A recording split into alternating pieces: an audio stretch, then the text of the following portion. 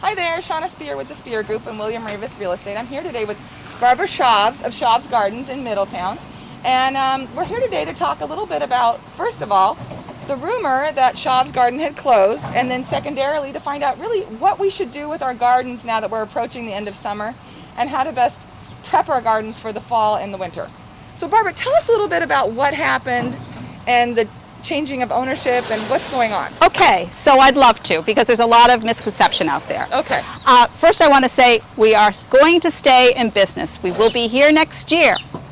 What happened was that my brothers and I, who owned the business for 43 years, Okay.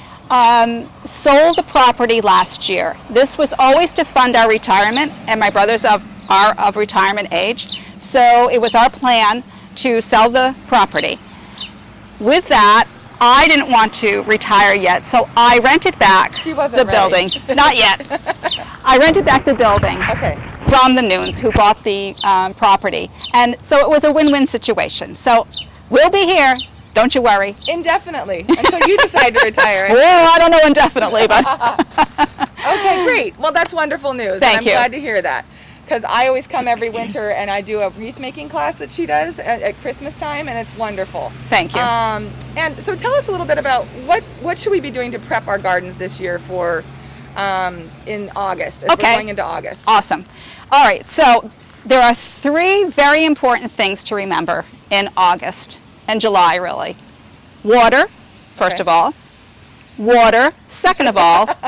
And third, water. I can't stress how important it is to supplement the water during these very, very dry times. Okay. You put the plant under extreme stress, particularly if you've just put in shrubs or perennials this year. Okay. They have not developed a root system that's traveled enough to grab other moisture. They're still contained in that root ball that was in the container. Okay. So they're depending on you to really water.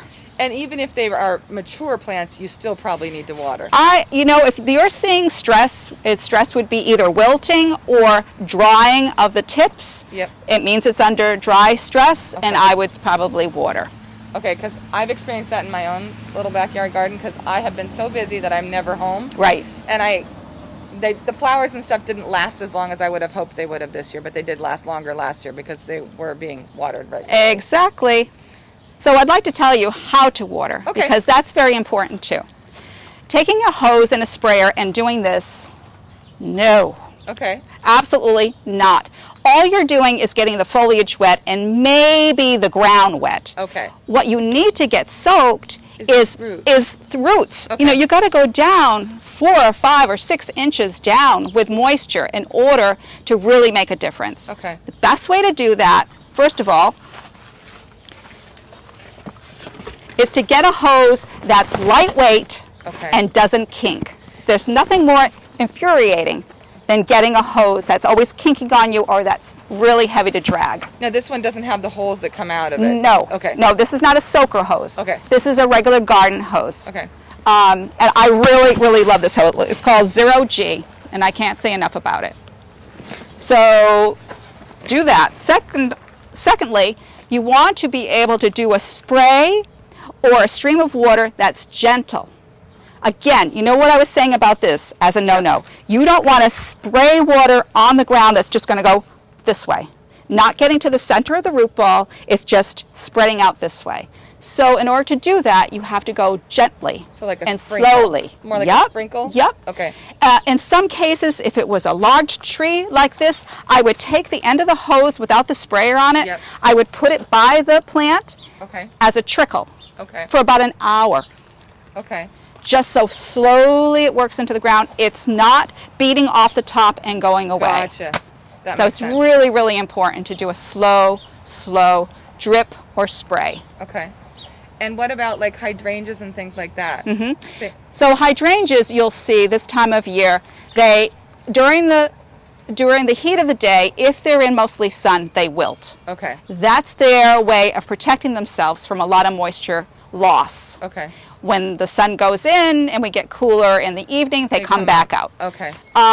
It's not a bad idea, again, particularly during this time of year where we have no moisture, to do the garden hose trick. Do that for most of the plants that you're seeing that are kind of wilting Correct. and whatnot. Correct. Okay. Yep. Okay. That's a really, really important thing. Okay, great. So water, water, water, and make sure that we're really giving our plants a good amount of water. You got it. And I would say at least an inch a week we want. Okay. So if we get a rain like today, which was not much, No. you still need to water. Okay. You need at least an inch of rain a week.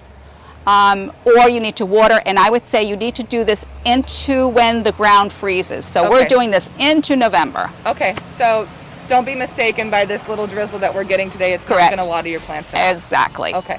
All right, well, great. Thank you so much, Barbara. You're we'll talk to welcome. you again in a month about the other prop. Sounds great. Thank you.